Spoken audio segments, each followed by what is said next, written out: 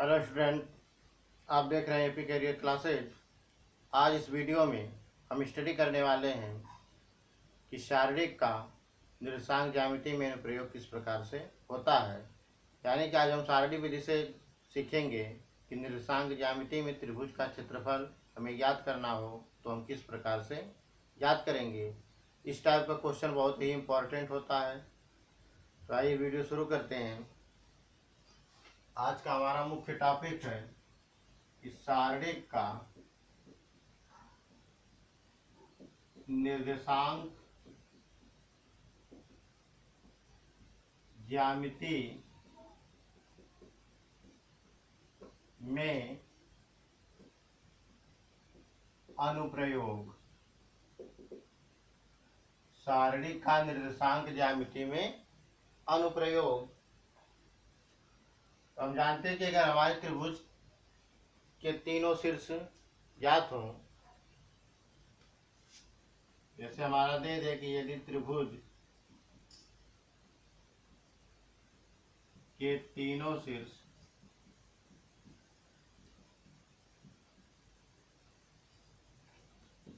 x1 y1 x2 y2 और x3 y3 ज्ञात हो, तो जब त्रिभुज का हमारा तीनों शीर्ष इस प्रकार से ज्ञात होता तो क्षेत्रफल उसका होता है,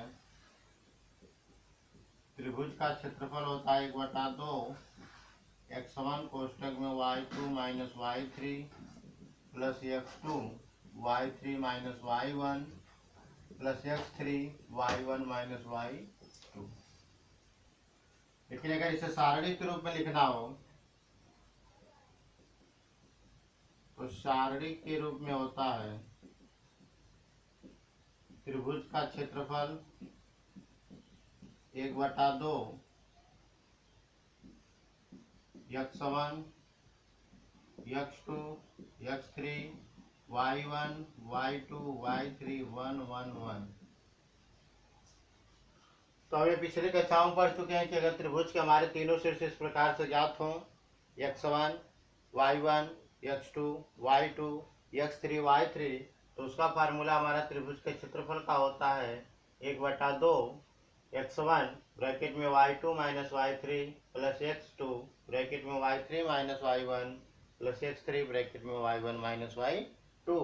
लेकिन अगर हमें उसी क्षेत्रफल को शारीरिक के रूप में लिखना हो तो शारीरिक के रूप में हमारा फार्मूला हो जाता है त्रिभुज का क्षेत्रफल बराबर 1/2 पहले स्तंभ में x1 x2 x3, दूसरे स्तंभ में y1 y2 y3 और तीसरे स्तंभ में 1 1 1।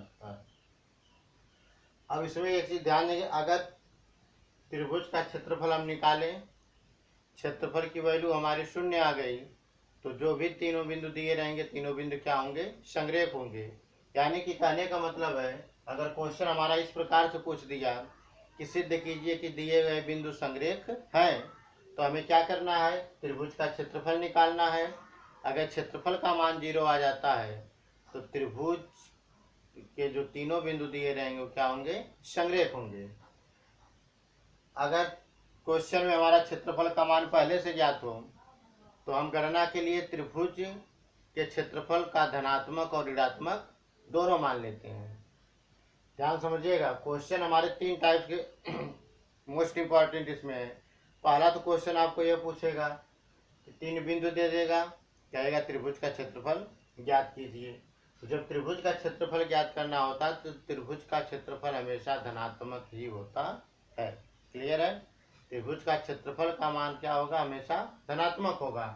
जैसे 3 बिंदु हमारे इस प्रकार से दे दिया और कहेगा त्रिभुज का क्षेत्रफल ज्ञात कीजिए, तो हम फार्मूला के सहायता क्षेत्रफल ज्ञात कर लेंगे। दूसरा क्वेश्चन इस प्रकार से कहेगा कि सिद्ध कीजिए कि तीनों बिंदु हमारे क्या हैं, संरेख हैं। तो जब संरेख सिद्ध करने के लिए कहेगा त्रिभुज का क्षेत्रफल निकालेंगे, क्षेत्रफल का मान अगर हमारा 0 आ गया तो तीनों बिंदु क्या होंगे, संरेख होंगे। लेकिन अगर क्वेश्चन में क्षेत्रफल की वैल्यू पहले से दिया है, मतलब पहले से ही कह दे कि त्रिभुज का क्षेत्रफल इतना है, तो हम गणना के लिए उस वक्त त्रिभुज के क्षेत्रफल का धनात्मक और ऋणात्मक दोनों मान रखते हैं। अभी एग्जाम्पल के माध्यम से आपको कन्फर्म हो जाएगा। नोट कर लेंगे इससे पहले।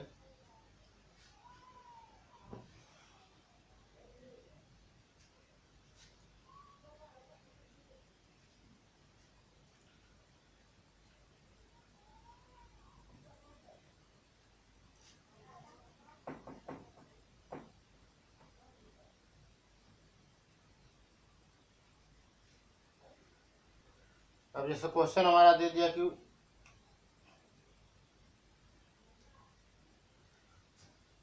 क्वेश्चन मान लीजिए हमारा दे दिया कि उस त्रिभुज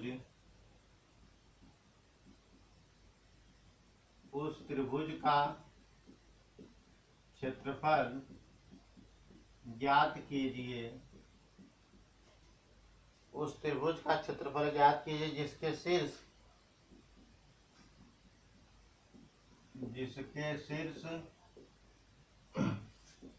ए 5,4 बी -2,4 और सी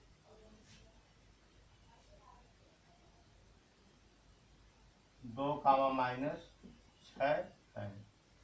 अब क्वेश्चन हमारा यहाँ दे दिया कि उस त्रिभुज का क्षेत्रफल ज्ञात कीजिए जिसके शीर्ष 5,4 -2,4 और 2,-6 है। तो इस क्वेश्चन में हमारे 3 बिंदु दे दिया है,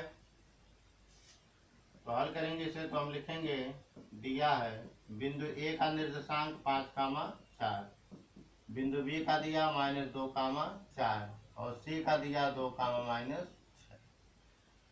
तो जो भी पहला वाला बिंदु रहेगा वहां की जो वैल्यू हमारी रहेगी x1 y1, ये हमारी वैल्यू क्या होगी x1 y1, x1 हो गया y1, यानी कि x1 का मान 5 हो गया, y1 का मान 4 हो गया। दूसरे बिंदु का जो निर्देशांक दूसरा देगा वह हमारा x2 y2 होगा, यह x2 हो गया y2। अब इसी प्रकार जो तीसरा निर्देशांक देगा वो हमारा x3 y3 होगा। क्लियर है? और हमें त्रिभुज का क्षेत्रफल निकालना हो तो त्रिभुज का क्षेत्रफल सारणी विधि से अब यहाँ में क्वेश्चन कॉल करना। अगर क्षेत्रफल हमें केवल निकालना रहता तो हम जो पिछले कक्षा में फार्मूला पढ़े उसकी सहायता से भी ज्ञात कर सकते हैं, लेकिन हमें यहाँ सारणी के अंतर्गत पढ़ना है, इसलिए हम सारणी बनाकर ही त्रिभुज का क्षेत्रफल ज्ञात करेंगे। त्रिभुज के क्षेत्रफल फार्मूला अभी बताया गया कि 1/2 x1 x2 x3 y1 y2 y3 1 1 1, आ जाएगा 1/2 x1 का मान 5, x2 का मान -2 और x3 का मान 2, y1 का मान 4, y2 का मान 4, y3 का मान -6, 1 1 1। अब इसको हल कर लेंगे।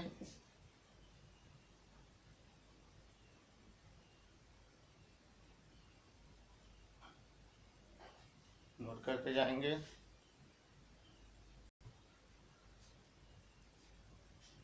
अब यहाँ देखिए अगर इसको घटा दें हम, 1 में से 1 0, 4 में से 4 जाएगा 0, यानी कि R1 में से क्या घटा दें R2, क्या लिखेंगे R1 - R2 से।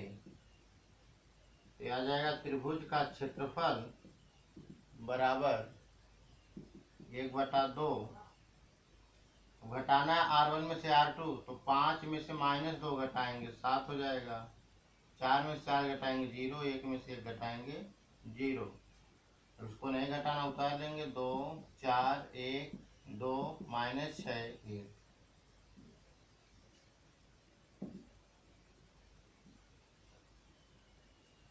अब यहाँ से आ जाएगा हमारा। अब यहाँ देखिए इसकी पहली पंक्ति के सापेक्ष हम विस्तार कर लेंगे, क्योंकि पहली पंक्ति हमारे 2 शून्य आ गए, केवल एक ही पद का विस्तार हमें करना पड़ेगा।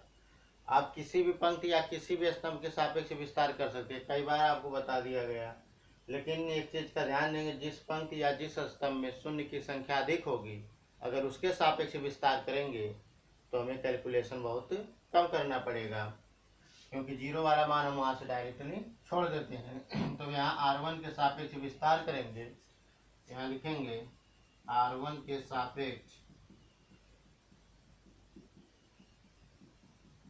विस्तार करने वर्ग। तो R1 के सापेक्ष विस्तार करेंगे तो आएगा हमारा 1/2। अब जिस पंक्ति या जिस स्तंभ के सापेक्ष विस्तार करते हैं उसको हमेशा के लिए छोड़ देते हैं। पहला पद हमारा 7 है तो पहला स्तंभ छूटेगा, या हमारा क्या बचेगा 7। बाकी 4 पद हमारे यही बचे, 4 - 6 1 1। अब 0 0 वाला हमें करने की आवश्यकता नहीं, क्योंकि उसका जब मल्टीप्लाई करेंगे तो उसकी वैल्यू क्या आ जाएगी, 0 ही आ जाएगी। क्या गया 1/2 गुणे 7, 4 एकम 4 और 6 एकम 6। माइनस होता है, माइनस यहाँ का प्लस हो जाएगा, 1/2 7 6 4 10, 2 5 10 5 7 35। तो क्षेत्रफल का मात्रक हमारा गया 35 वर्ग इकाई। नोट कर लेंगे।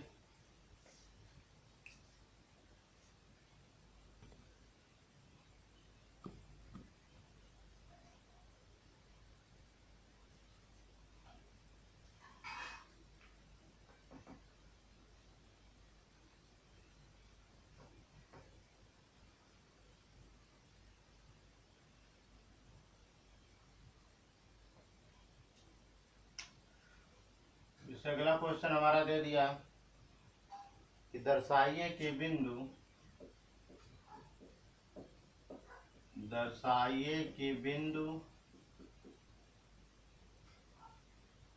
A, B + C, A, B + C, B, C + A और C, A + B संरेख है। क्वेश्चन हमारा यहाँ दे दिया कि दर्शाइए कि बिंदु A, B + C, B, C + A और C, A + B, यानी कि जो तीनों दिए गए बिंदु हैं क्या हैं, संरेख हैं। तो इसमें हल करेंगे तो हमारा बिंदु दे दिया है, बिंदु दिया A, B + C, दूसरा बिंदु दिया B, C + A और तीसरा बिंदु दिया C, A + B। तो बताइए था आपको अभी कि जो भी पहला निर्देशांक देगा तो हमारा x1 y1 का मान होगा। ये हो गया हमारा x1 y1। दूसरा जो निर्देशांक रहेगा वह x2 y2 रहेगा और तीसरा जो रहेगा वह x3 y3 रहेगा। क्लियर है? इस प्रकार से हम बिंदु को पहचान लेंगे। और हमें त्रिभुज का क्षेत्रफल निकालना है। यहाँ लिखेंगे त्रिभुज का क्षेत्रफल। फार्मूला भी बताया गया x1 x2 x3 y1 y2 y3 1 1 1। Value रख देंगे।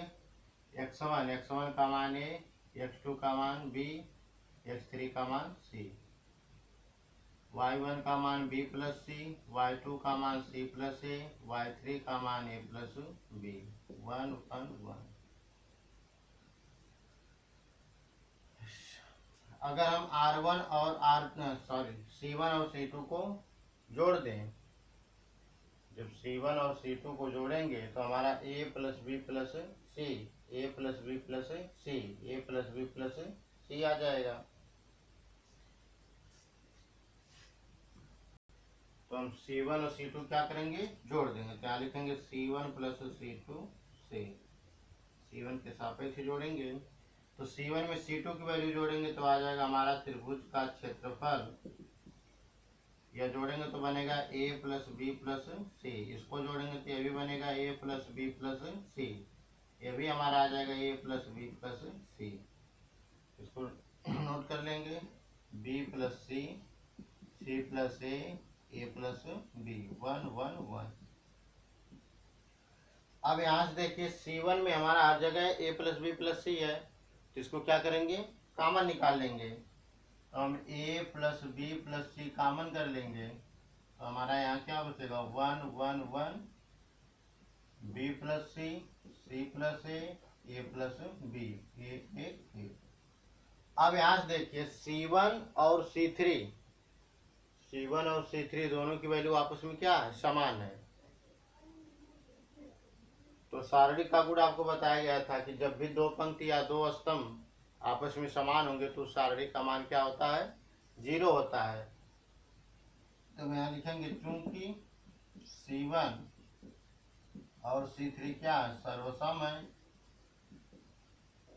इसलिए त्रिभुज का क्षेत्रफल बराबर क्या आ जाएगा, पूरी वैल्यू हमारी क्या हो जाएगी, 0। अतः दिए गए बिंदु संरेखीय है। नोट कर लेंगे।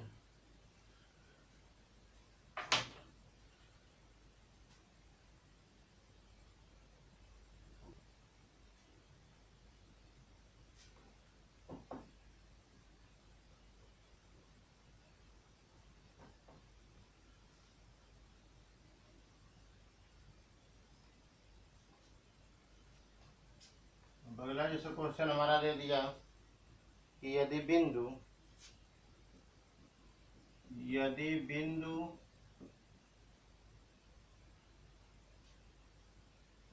A1, B1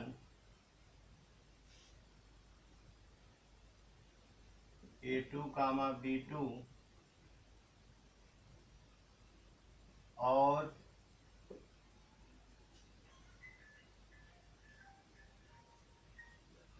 A1 minus A2, B1 plus B2 संरेखीय है,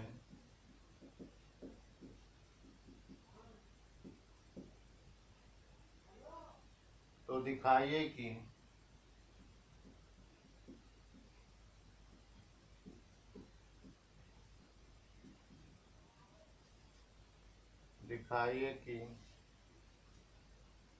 A1 B2 बराबर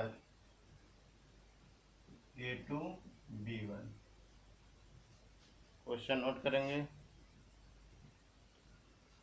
अब क्वेश्चन हमारा दे दिया यहाँ कि यदि बिंदु A1, B1 A2, B2 और A1 plus A2, B1 plus B2 संरेखीय है, तो हमें सिद्ध करना है कि A1 इंटू B2 बराबर A2 इंटू B1 होगा। अब यहाँ क्वेश्चन में कह दिया कि पहले से संरेखीय है, तो संरेखीय है तो यानी कि त्रिभुज के क्षेत्रफल की वैल्यू क्या रखेंगे, हम 0 रखेंगे। जब भी इस टाइप से क्वेश्चन कह दे, क्वेश्चन में ही हमें स्पष्ट हो जाए कि बिंदु क्या संरेखीय है, तो हमें वहाँ त्रिभुज के क्षेत्रफल का मान क्या करना है, 0 लेकर के चलना है। जैसे यहाँ हमारा दे दिया बिंदु दिया है A1, B1 A2, B2 A1 plus A2, B1 plus B2। तो यहाँ लिखा देंगे हम त्रिभुज का क्षेत्रफल 1/2 x1 x2 x3 y1 y2 y3 1 1 1। त्रिभुज के क्षेत्रफल का मान क्या रखेंगे, 0 रखेंगे। 1/2 A1 x1 का मान A1 x2 का मान A2 x3 का मान A1 प्लस A2 y1 का मान B1 y2 का मान B2 और ये B1 प्लस B2 आ जाएगा 1 1 1। नोट करते जाएंगे। अगर हम इसको अब घटा दें, R2 में से R1 और R3 में से R1 घटाएंगे तो A1 से A1 कैंसिल हो जाएगा। यहाँ लिखेंगे R2 माइनस R1 तथा R3 माइनस R1 से आ जाएगा 0 बराबर 1/2। अब R1 में कोई चेंजिंग नहीं करनी, R2 में से R1 घटाएंगे, मतलब R2 में से जब R1 घटाएंगे जो आएगा उसको हमें R2 में लिखना है। आ जाएगा A1 B1 1। अब R2 में से R1 घटाएंगे तो A2 में से A1 घटाएंगे तो आएगा A2 माइनस A1। B2 में से B1 घटाएंगे तो B2 माइनस B1। 1 में से 1 घटाएंगे 0। R3 में से R1 घटाएंगे तो A1 से A1 कट के केवल बचेगा A2। यहाँ घटाएंगे तो B1 से B1 कट के बचेगा B2 और ये आ जाएगा 0। अब हमें C3 के सापेक्ष क्या करेंगे, विस्तार कर लेंगे। यहाँ लिखेंगे C3 के सापेक्ष विस्तार करने पर क्या हो जाएगा, 0 बराबर 1/2। C3 के सापेक्ष विस्तार करेंगे, यह छूटेगा यह छूटेगा। पहला पद हमारा 1 है, 1 लेंगे, 4 पद हमारे बचे, A2 minus A1 B2 minus B1 और ये बचा A2 B2। 0 बराबर गुणा कर लेंगे, 1/2 गुणा इधर करेंगे 0 ही हो जाएगा। 0 बराबर हमारा आ जाएगा, इसका यहाँ गुणा करेंगे तो होगा A2 B2 minus A1 B2, फिर माइनस इसका यहाँ गुणा करेंगे तो आएगा A2 B2 minus B1 A2। तो 0 बराबर आ जाएगा A2 B2 minus A1 B2, minus का अंदर गुणा करेंगे तो माइनस A2 B2 और माइनस माइनस प्लस हो जाएगा A2 B1। A2 B2 plus A2 B2 minus cut जाएगा, माइनस वाले इधर पक्षांतर कर देंगे तो आ जाएगा A1 B2 बराबर A2 B1। ये हमें सिद्ध करके लाना है। प्रूफ भी हमारा क्या हुआ, सिद्ध हो गया। नोट कर लेंगे क्वेश्चन को।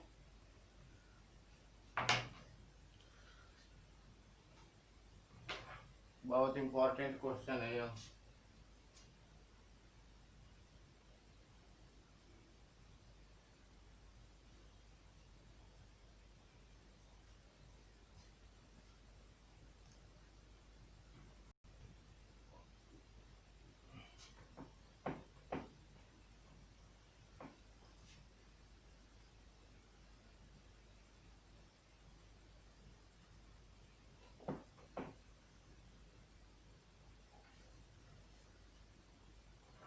जैसे क्वेश्चन हमारा दे दिया इस प्रकार से, क्वेश्चन दिया यदि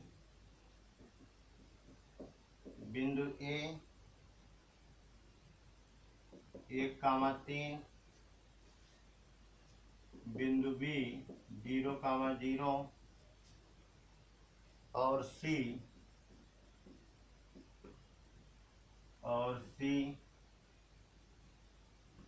K,0 इस प्रकार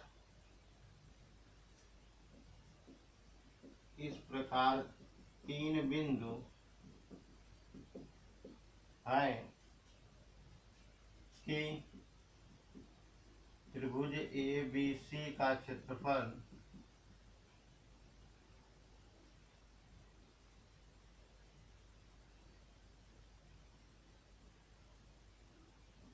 3 वर्ग इकाई हो तो K का मान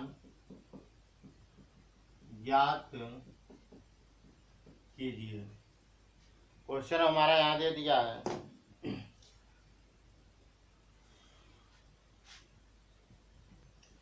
क्वेश्चन हमारा दिया कि यदि बिंदु 1,3, बिंदु बी है 0,0 और सी दिया K,0 इस प्रकार हो कि हमारे त्रिभुज ABC का क्षेत्रफल 3 वर्ग इकाई हो तो K का मान क्या होगा, कोई हमें ज्ञात करना है। तो इस क्वेश्चन में हमें K का मान जो है निकालना है। अब यहाँ देखिए क्वेश्चन हमारा क्या है कि त्रिभुज का क्षेत्रफल पहले से दे दिया, तो आपको बताएगा जब भी इस टाइप का क्वेश्चन आ जाएगा त्रिभुज का क्षेत्रफल पहले से ज्ञात हो तो हम गणना के लिए त्रिभुज के क्षेत्रफल की दोनों वैल्यू रखते हैं, धनात्मक और ऋणात्मक, यानी कि पॉजिटिव और निगेटिव दोनों रखना हमें। तो हमारा यहाँ दिया है त्रिभुज का निर्देशांक, बिंदु ए दिया 1,3, बिंदु बी दिया है 0,0 और सी दिया K,0। त्रिभुज का क्षेत्रफल निकालेंगे।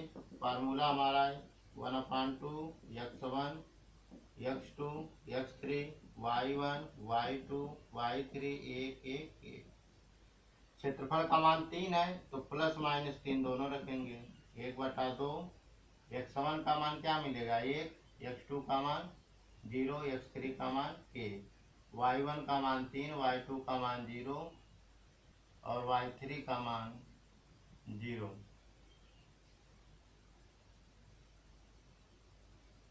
एक एक एक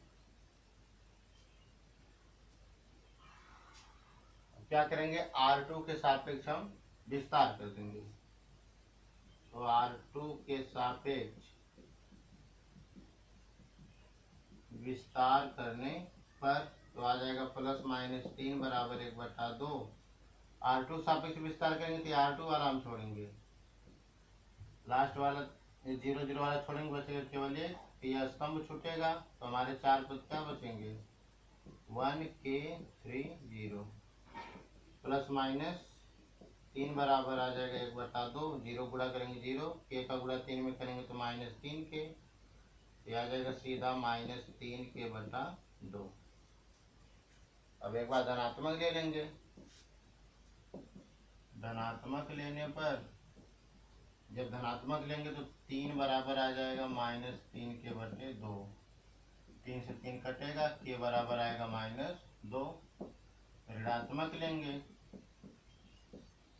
जब ऋणात्मक लेंगे तो आएगा -3 बराबर -3K/2। माइनस से माइनस कटेगा, 3 से 3 कटेगा, K बराबर आ जाएगा 2।